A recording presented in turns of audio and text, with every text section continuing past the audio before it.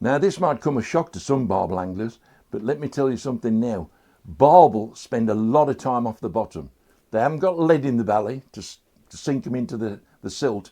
They spend a lot of time up in the water. They really do. Carp anglers have realised that carp fishing, half the time, the carp are off the bottom. They're fishing 100% on the bottom. That makes them difficult. And it's the same with barbel. Because barbel spend a lot of time up in the water, especially on waters where there's match anglers putting a lot of feed in. They're putting the feeder in, bait's coming out the feeder on the way down, etc. They come up. Because if they don't, all the other species will be eating the food.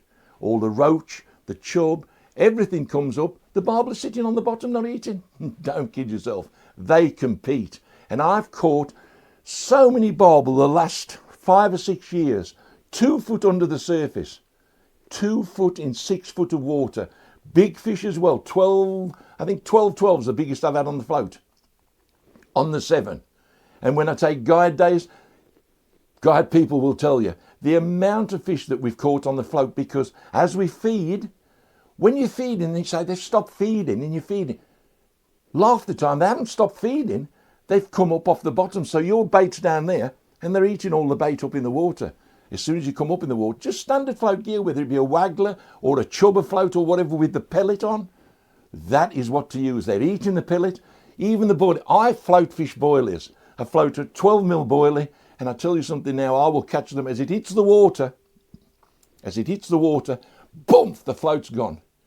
2 foot deep, and I'm catching double-figured barbel.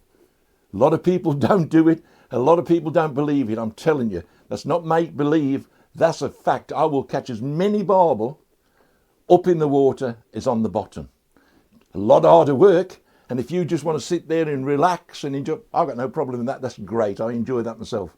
But if you work at it and those fish come up in the water, you need to be up in the water to catch them. The float's the way forward.